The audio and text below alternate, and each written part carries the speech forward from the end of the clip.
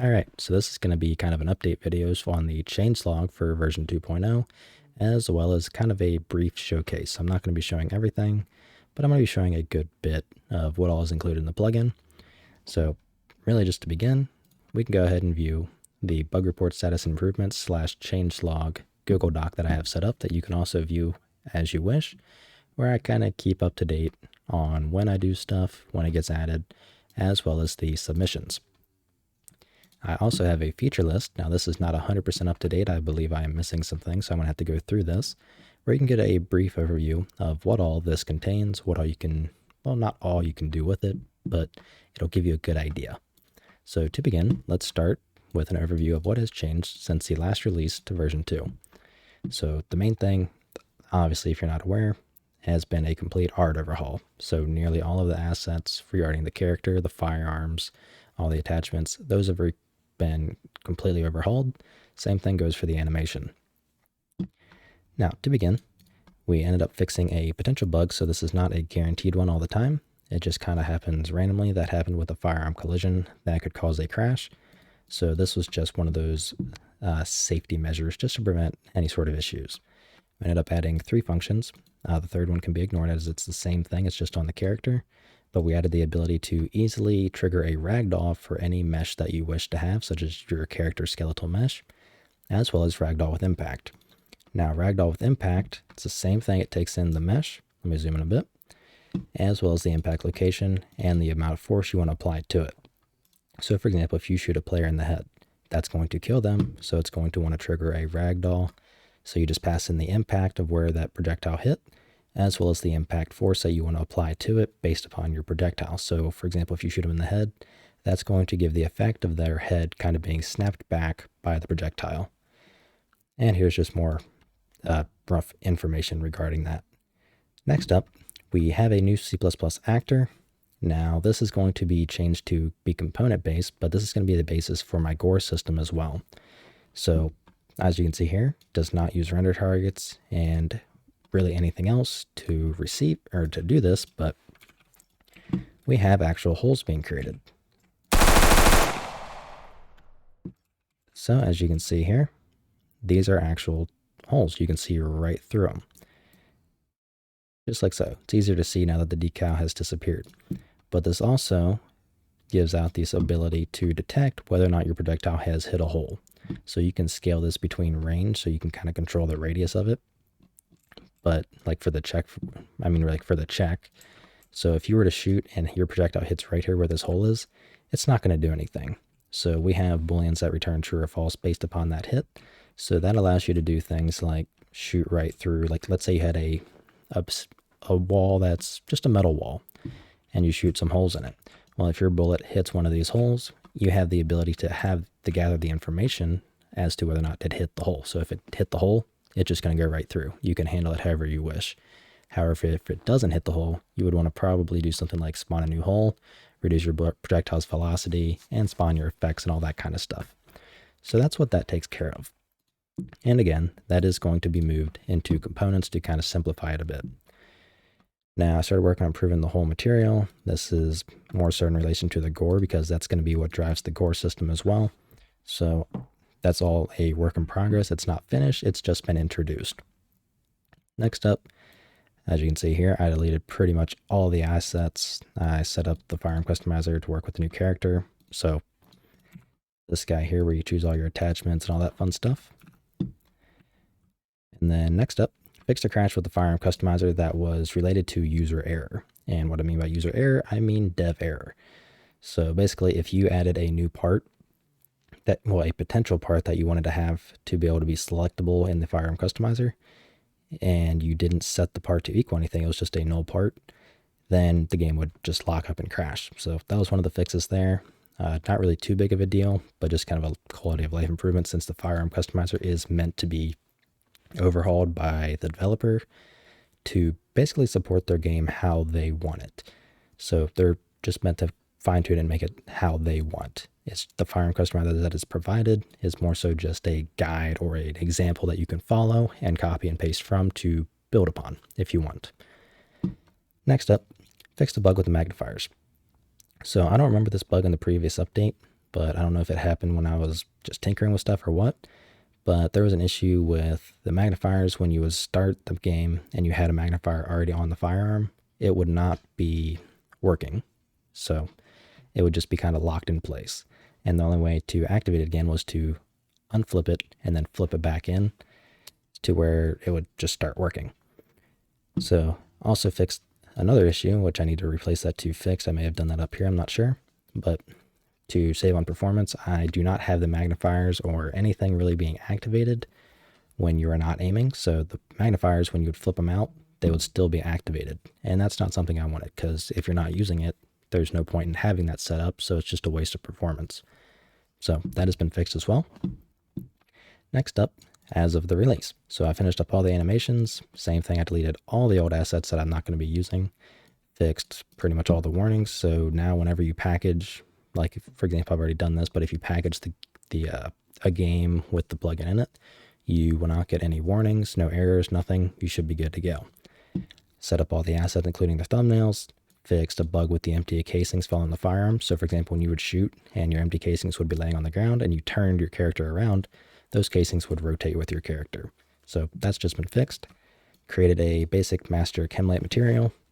I reworked how the optics actually work for the reticles to allow you to, well, as it says, turn off the reticle completely. So if you want to turn the optic all the way down or off, such as this, now it's in night vision mode, you can't see it. And now, even though you still can't see it, it's completely off. I'll show you the night vision mode later on. And you can turn it back up again, however you wish. What in the world? Where am I at? Okay, I'm not exactly sure what all I pressed. Well, let's just move on back real quick. There we go. And same thing. Okay, yeah, so I did write it down. Fix the bug with the magnifier staying on, even when they're flipped out. So that covers the changelog. Now let's move on to the generalized showcase, and we'll just try to move through this pretty quickly. So starting up with procedural animation. So I'm going to move this over here.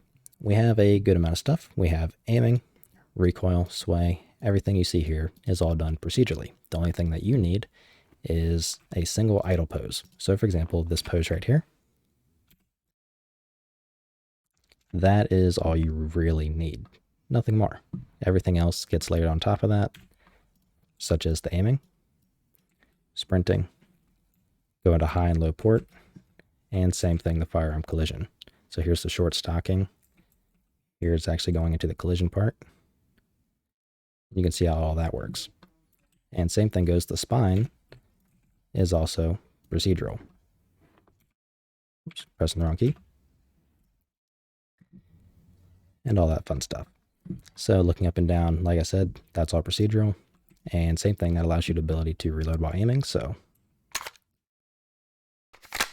as you can see here, I can reload while aiming, no problem. That all is handled just fine. So next up, that covers these. We have some sway.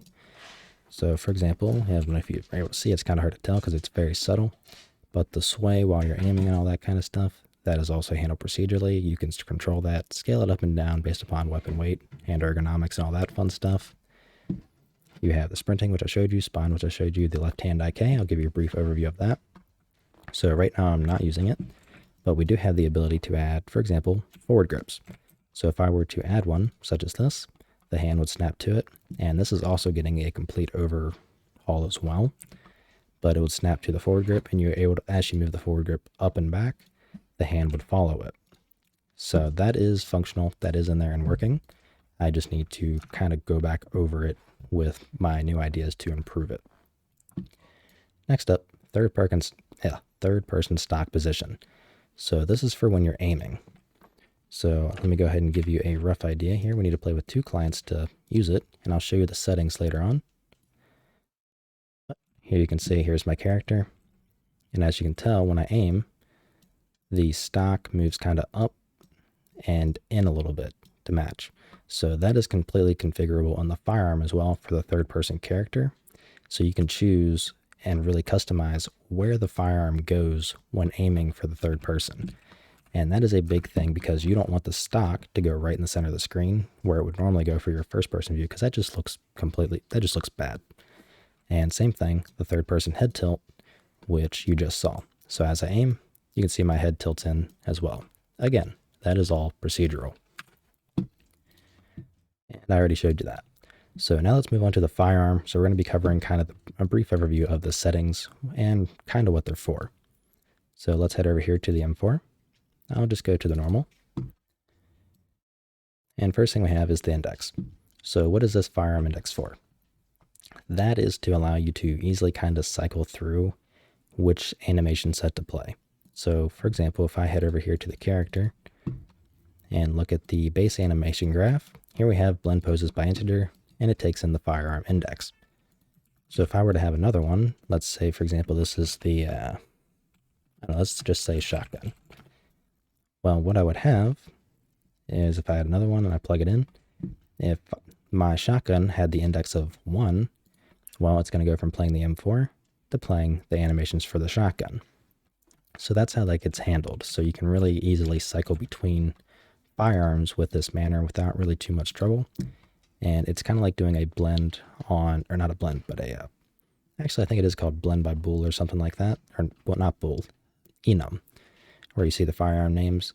But to avoid the case of having to manually, for your end, fill out a bunch of enums in C++, this is just another way to kind of abstract from that to where you have all that information right here. It's very easy to use. Next up, we have the stats. So starting out, we have the weight, ergonomics, and the recoil values. Now, because everything's procedural, this is all easily configurable. So for example, 1.3, if I change this to, well, let's say a 5 kilo firearm, where it's going to be quite heavy, you can see here, now the firearm has a lot more sway, and it takes a decent bit of time to aim and unaim, and same thing, the natural sway is greatly amplified. So if I revert that back to the default of, what was it, like 1.3, I'll just Control Z. All right, it's not going back to it, so 1.3. Now you can see the sway is much less, and the speed to aim down sights is also a good bit faster. Now, this aim down sight speed and the sway also get altered by the ergonomics. So right now we're at 50. Let's say I bump this up to 150, so I'll triple it. Well, now you can see my aim down sight speed is drastically increased. I still have sway. It doesn't mess with the sway nearly as much. It's mostly for aim down sights, but it does help to reduce the sway as well, make it a little bit easier. Now you can increase and decrease ergonomics based on the firearm parts, which I will show you, and they all influence it. Next up, vertical and horizontal recoil. That's just how much it recoils. So for example, here's vertical and, well, the default.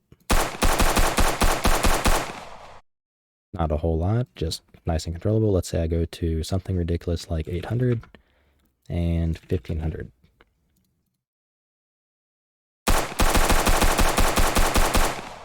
Well, as you can see, that is tremendously more.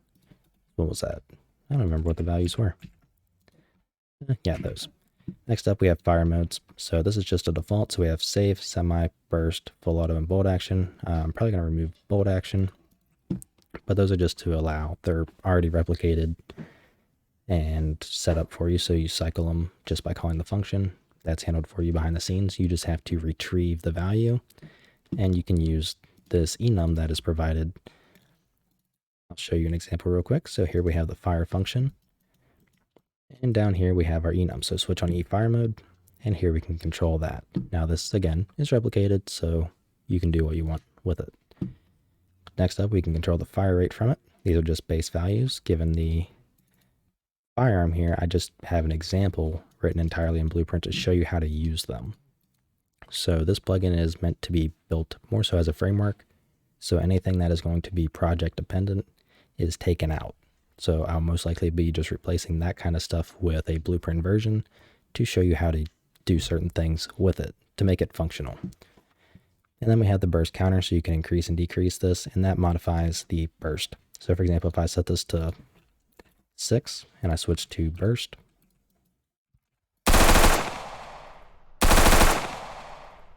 as you can see, it's firing 6 shots instead of 3. Next up, here's where we can toggle on and off the left-hand IK. So if I want to use the left hand IK, I'll give you a rough example. I'm using it now. And if I add a forward grip, here you can see I'm gripping out a little different position.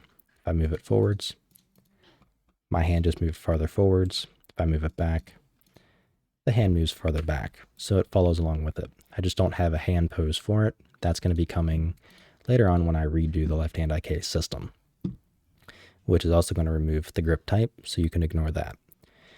Next up, you're going to see pose collision in pretty much all the parts. So the pose collision is for pretty much your, your high and low port, basically your firearm collision. So that's just one way that we go through and we can kind of detect it. So this is just a custom collision channel. You just got to set it.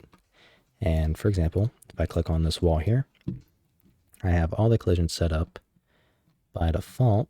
Let me click the mesh to have it blocked by default. So firearm port is blocked. So this wall here, I'll set it to ignore, and this one to the left will be set to block. The one for ignore, I can walk right through, no collision. And then this one has collision. So that's how that works. It's quite simple. Nothing really fancy there, but it's just one of those pre-thought of things to try to help you out. Next up, we have camera shake. So this is what happens when you fire. It just makes it easier to go ahead and set it to be able to use it. So for example, as I shoot, you can see there's some shake there. And one thing that I forgot to add in the list is camera shake while reloading. I have an example for that as well. So it's very subtle, but there is camera shake that plays and gets triggered while reloading. And thanks to some helper functions that I put on the character, that aids in actually being able to perform that. Now we have all the sockets. These are pretty self-explanatory. Left-hand IK socket, so this is the default socket if you don't have a handguard or anything like that where you want to grip. Next up, we have the aim socket, so this is kind of a default socket as well. So let's say this firearm let's say it has iron sights already built into it. Well, you would just put the aim socket on the firearm right where the rear sight is, and that would the system takes care of the rest. And then we have the shoulder stock offset. So if you recall, I showed the third person placement gets altered. So here you can see it goes roughly height-wise to the ear. Now, if I want to increase this to where it goes, much higher, let me just set that to 0 for the shoulder stock offset's Z value. And now, when I aim, as you can see, the firearm comes up a lot higher for the third person character. It's not in a position where I would really want it. So I'll leave the default values there. That's where I ended up setting them, and I think they work good.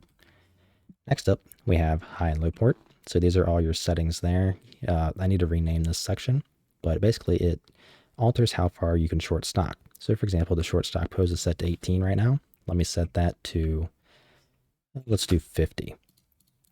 And now when I walk into a wall, you can see that firearm's getting pushed way back like that. So that alters how far the firearm can be pushed back. So that's configurable per firearm. Next up, we have the sprint pose. So this is the positioning for this animation, which is again procedural. We have the high and low port for first person and for third person. So that is just there as your collision. So for example, here's high port and here's low port. And that gets influenced by the collision because it makes use of these. So we're going into high port. If I look down, we're in low port. And it all kind of just follows it as needed. That covers the high and low port. And next up, we have the movement sway curve. So this is what controls this breathing kind of weapon sway. So this is just a simple vector graph. Nothing too complicated there, but you can fine tune how it is visually for you. So you can have a different one for each firearm, or just flat out leave the example one, because that, in my opinion, looks pretty decent, but obviously you may have another interest or want something different. Next up, control movement sway by stats and scale the camera shake by stats. So that was all of these. So for example, the more weight, if this is checked, the more sway you're going to have, like the more movement sway, that breathing that you're going to have, it's going to influence it. Same thing goes with the camera shake. If you have a lot of recoil, you're going to have more camera shake. And then we have the aim sway multiplier. So right now it's at 0.8. If I set this to something like 4, you can see it moves around a good bit more. The reticle itself is moving around a lot. So that doesn't really influence too much of the actual movement of everything, but more so the pitch and roll and all that of the, well, not the roll, but the yaw of the reticle. So it actually moves. And this is used for things such as your stances. So if you're standing, you're going to want this to be a higher value. Then if you're crouched, you want it to be lowered a bit. And then if you're prone, you want this to be very little. So this is meant to be configurable on the fly as it gets updated on the fly. So for example, you can change this whenever you crouch, change it whenever you go prone, and then whenever you stand back up, you just revert it back to its default value. So that covers pretty much everything in terms of the firearm. Now let's move on to the firearm parts. So starting out, we have the light and the laser. So I have two of them, light and laser, and the IR light and laser. We'll start with this guy first. So just the normal. So I already have videos on how to go through and set this up, but let's cover up the sections. So first off, we have two toggles. Is it a light and is it a laser? So you can have one or the other or both. Then we have the collision channel as to which the laser is going to be interacting with. So you could have a custom channel for this. So for example, it's using the visibility channel by default. So if I were to set it to ignore this visibility channel for this wall right here, and then let me go ahead and attach the laser. So I attach the offset mount, then the laser, I turn it on, it's hitting, and then it goes right through.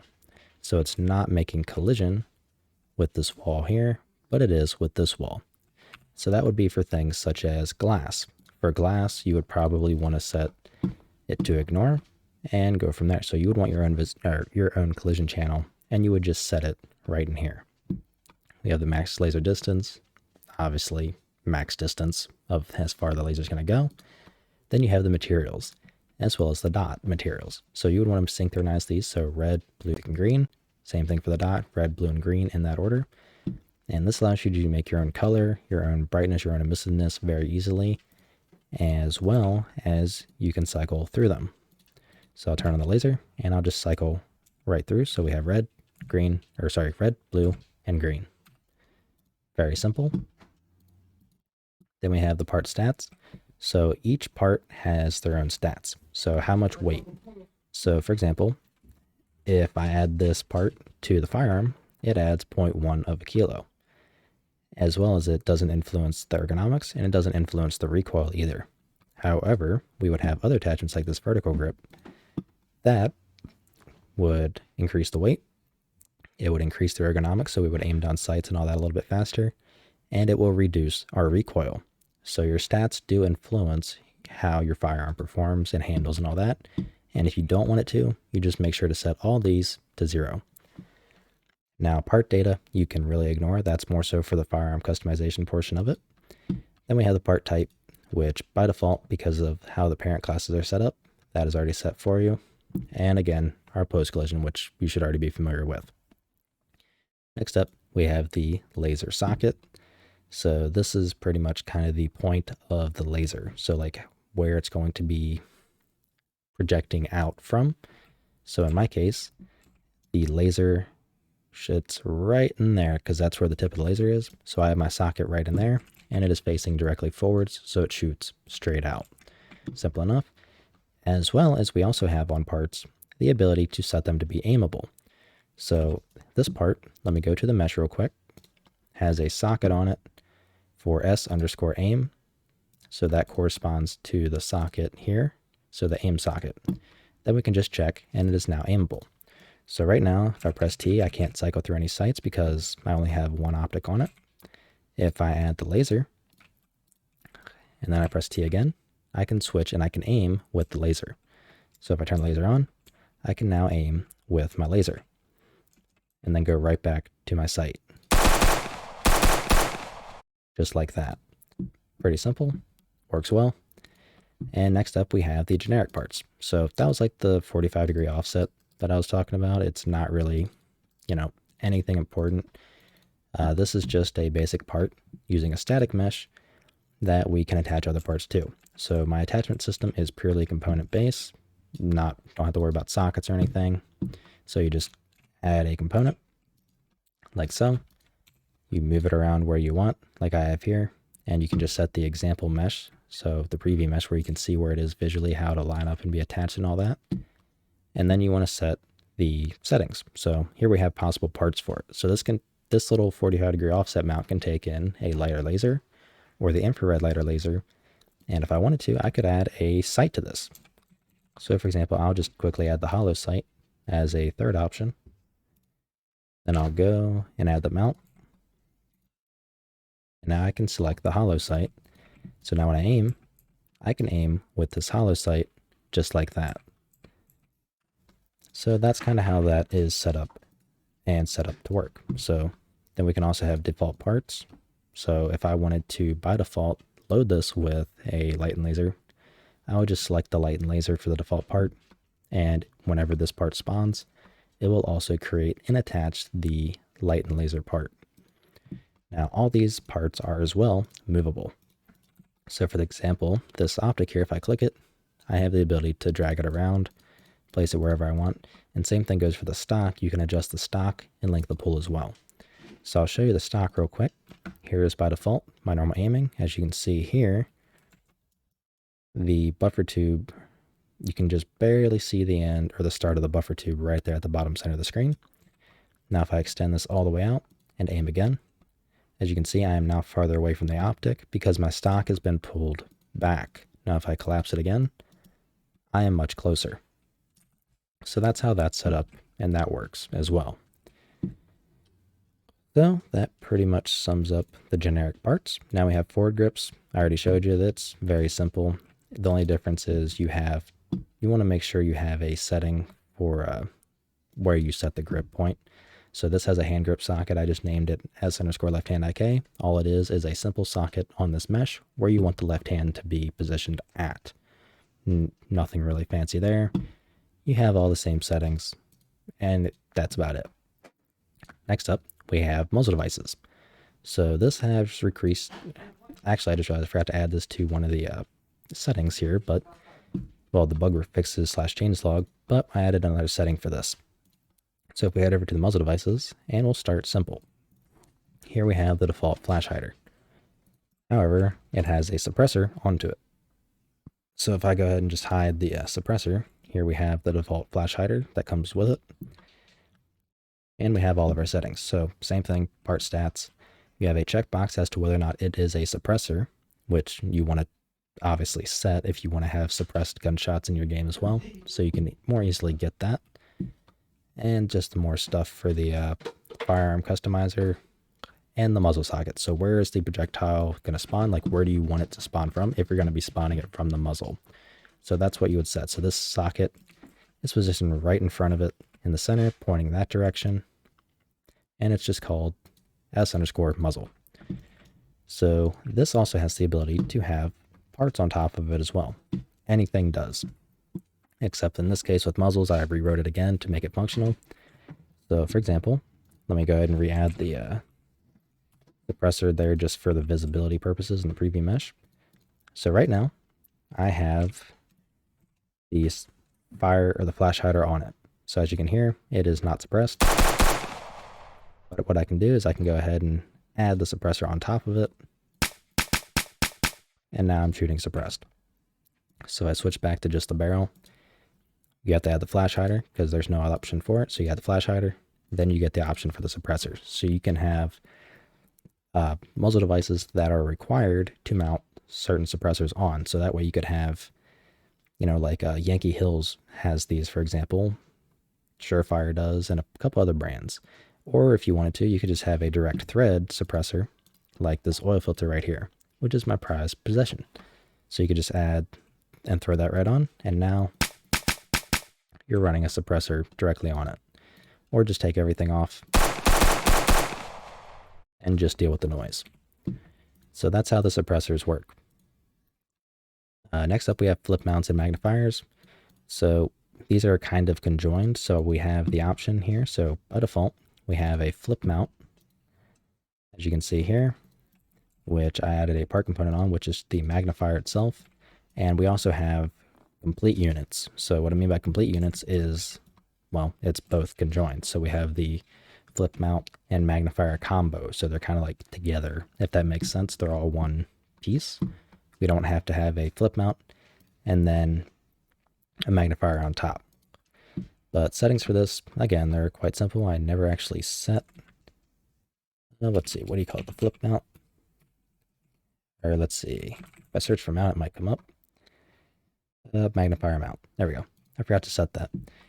But part type's just set to flip mount.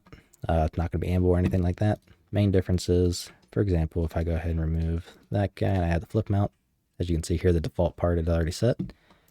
I can flip it out, flip it back in, and it's only going to be active when it is flipped in or when I'm aiming. So right now it's disabled, right now it's disabled, right now it's enabled. So that's the thermal sight that I have on there by default. It's just an example, but you would just swap this out with a normal magnifier and do whatever you want with it. But that's kind of the rough idea of those.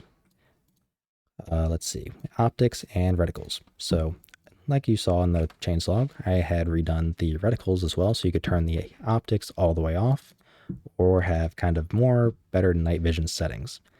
So if we head over here to sights and we look at the hollow sight, here we have the reticles, and then we have the brightness settings, and then the default, at which it starts at. So I'm using the reticle brightness index of 3 by default, so I'm starting at 1, and then I can lower it back up and down however I wish.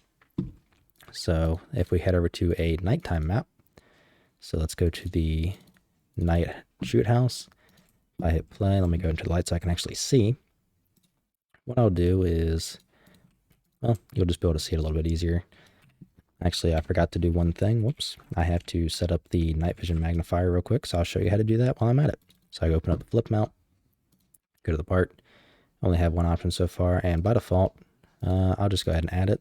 I'll just add the night vision magnifier. And actually, I'll make that the default part as well.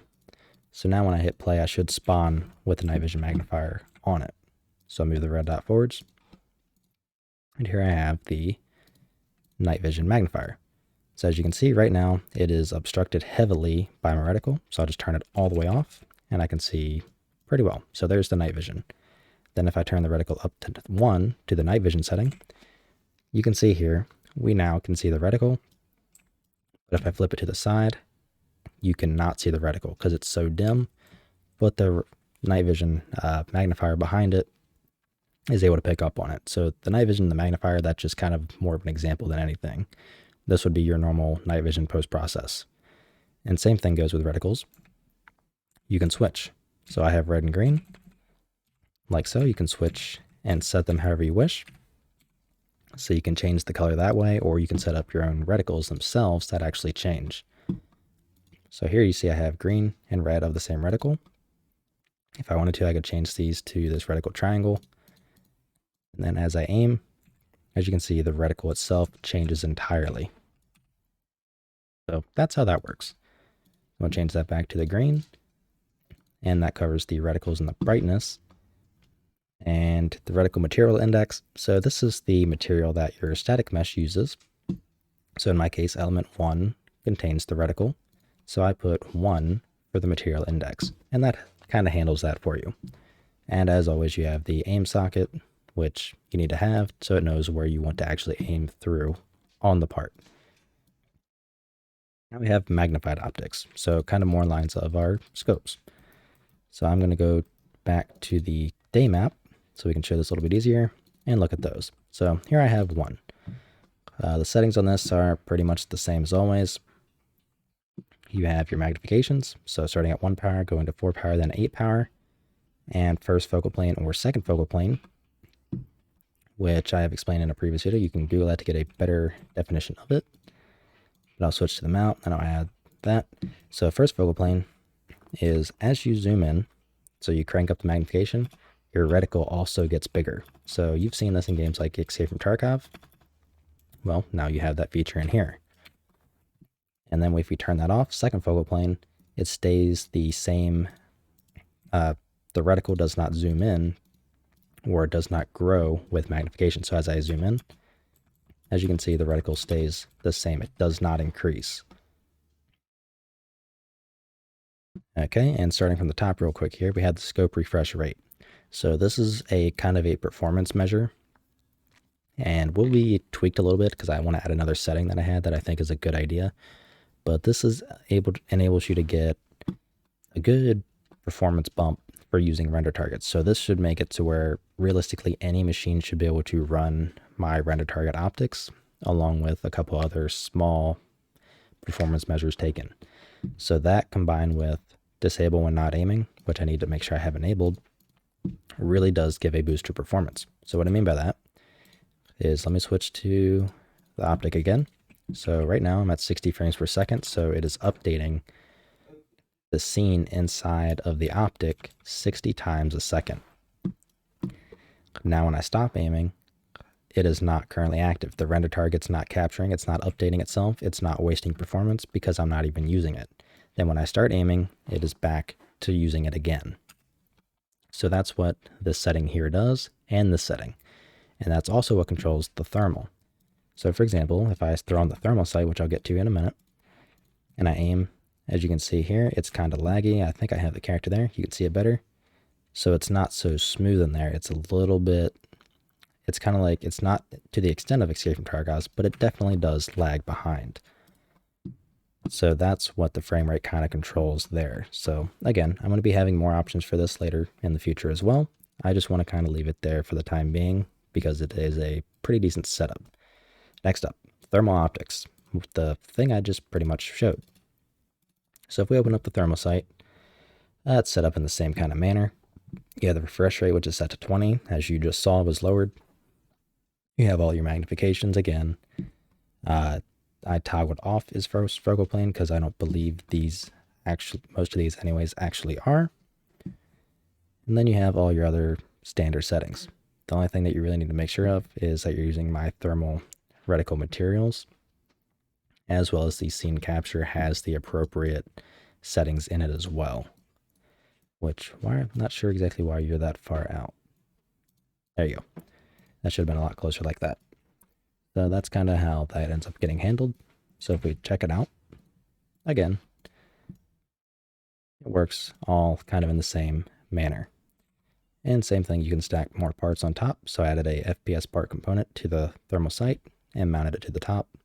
So now I can use either or. Very simple. All right, let's move on to the next section, which is night vision, which I already showed off, and then the infrared light and the laser. So that works in kind of the same manner as the, what did I call it? The night vision mode for the reticles. In the sense of, let me go ahead and add it real quick. And that is the second one, I believe. And that is in the sense of it is not, actually I need to add a optic in front so I have an aim point because I do not have this set as aimable. There we go. And I'll just turn it off. So if I turn on the laser, as you can see here, we have a laser that is impacting. Make it a little bit bigger. So you can actually see the laser, but if I flip the mount off, you don't actually see the laser. And same thing goes with the infrared light. So I can toggle that on and off and to be able to see a little bit easier in certain areas where it's super dark maybe, there's no light coming from above, to just be able to see my targets a little bit easier. And that's, again, basically how the system kind of works. So if I have the light enabled, you cannot see it without the night vision at all. Okay, that covers that. And now we have the grenades. So this is going to be pretty much the last portion of it. Actually, let me go ahead and load up the class real quick. So we have a couple of them just for examples here. We have the normal grenade, and we have the settings. So max bounces that it can do. This kind of disables some other things, but we have kind of some setups here. So we have explode on impact. We have the arming time that it takes. So these two work hand in hand, as well as with the destroy time. So explode on impact, if that is checked, and the arming time is passed. So the arming time is 1 second. And then I throw it straight up in the air. As you can see, it exploded once it hit the ground. If I uncheck that, it uses the normal fuse. So now after 4.5 seconds,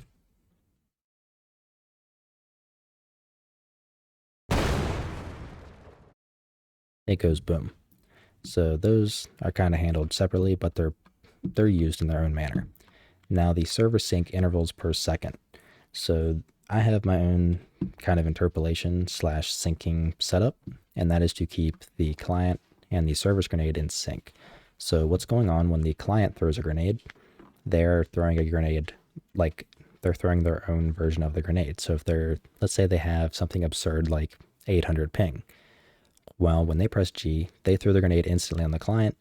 Then after that 800 millisecond time frame is passed, everyone else or the server will see that they threw a grenade, so the server then throws their version of the grenade.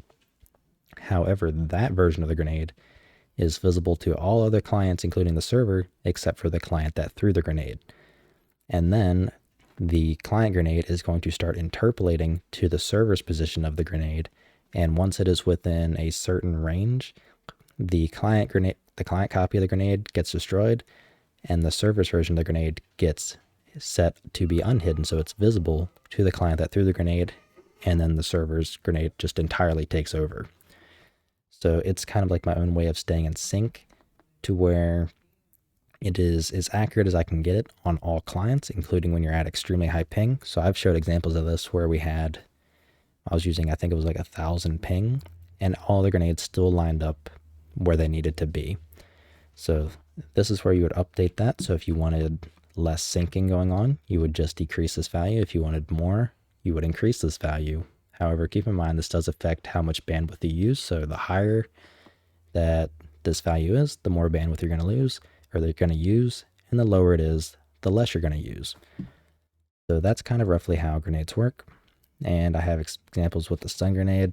This does not do anything yet. The chem light and the smoke grenade. So the smoke grenade does do something, and I actually have this right here. So let's just do the chem light. This is just using my basic chem light material. It's kind of hard to see during a daytime map, but it's really quite simple. It's just a very emissive material with a kind of a light glow on it. And then we have the smoke, which is something that I am in the process of working on to improve performance with. But you throw it, and then once it detonates, we should start seeing some smoke coming out of it, just like so. It starts to emerge and grow and grow. So as you can see here, it's only coming out of the doorway, so it is collision based. It does detect whether or not, for example, it's hitting these walls and all that kind of stuff. As you come in here, it's nearly impossible to see, and the only exit point is it's coming right out of this doorway as well. So I'm going to throw on the thermal sight there, because I can't even see in there.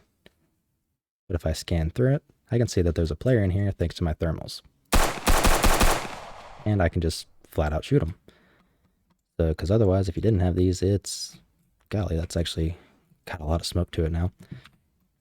It gets very hard to see. So I need to do some things to kind of help with the performance of the smoke grenades. But for the time being, they are at least there and implemented. And if it's something that you already know how to do and you already have your own, effects set up, well, perfect. Then you can already take care of that however you need. So I'm going to do a quick little run through myself real quick, make sure I didn't forget anything. Yes, I almost forgot my physical materials. So for example, on this material here, I have I can't see it right here, unfortunately, I don't think. If I head over to the material instance, we have my physical material for wood. So my physical materials have just kind of expanded the functionality upon it. So for example, I have sections here. So I have one for the projectile, one for the character, one for grenade, and one for just other impacts. So for example, if a empty shell casing hit the ground, you could fire off a specific sound based upon that physical material that it landed on just by getting this value. So if we head over to the projectile impact, we have the impact effect, so the Niagara or the cascade effect. We have the decal that I want it to lay, whether or not we use the particle's rotation for when it spawns this particle, the decal size of when it hits, the default lifetime of when it hits, and the sound we want to play whenever it makes an impact with this wood material. So for example, if I shoot, I might not have it actually set up to those, but I have it set on these here. So when I shoot, you can see little bits of particle effects. You can see the decal getting overlaid and all that kind of stuff. And then over 8 seconds, they disappear. And you can call these from Blueprint or C++ very easily, as I do here for the example in my projectile. I need to get rid of those prints. They're not really of any use to me. So here we have the static function, which I made it as a helper to spawn projectile impact effects. So basically it takes in any world actor. So this is just to get access to the world, so you can honestly pass in anything, as I am passing in the first player controller. You take in the hit result and the scale that you want it to be scaled up or down by. So if I do something along the lines of 10 for the scale multiplier, and then head over and shoot, as you can see there, that decal is massive because I'm multiplying it by 10. So let's see. I think that's just about it. Let me double check. All right, I think that's pretty much it. I just want to go ahead and show you real quick how you can actually also use these physical materials just kind of on your own. So for example, footsteps is a very common one. So instead of taking the physical material, getting it, and then either performing a giant switch or a cast to each different physical material that you have laid out, what you can do is you can take the physical material. If you have it assigned to mine, you can cast it to the base class like I've done right here. And then if we drag off, we have a lot of, well, not a lot, but all the things that I showed you. So for example, let's see, where are my settings? I don't remember what I have them labeled as, but if I search for projectile, okay, so it's under projectile.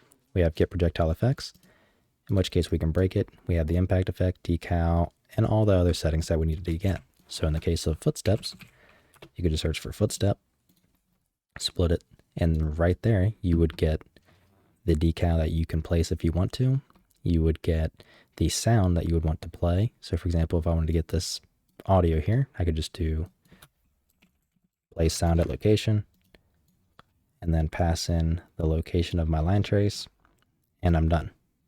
That's it. So that's how you would do your footsteps. So you just perform the line trace straight down in your animation, cast the hit physical material to mine. You would get the footstep effects that you want, such as the sound, and you would just play them, or you could add a decal right to the where the position, or where the footstep happened as well. So you could have easy walking kind of trails. So that is also there and set up for you, again, along with the helper functions as I displayed here that are all static. So I have a good amount of static helper functions that should be able to kind of help you along with a couple other random things that you may not want to do on your own, and that is continually growing. So, all right, yeah, I just went ahead and did another quick check. That is going to be everything. The plugin is available on the marketplace right now. Version 2.0 has been approved, and that is the current version that is up and ready for sale.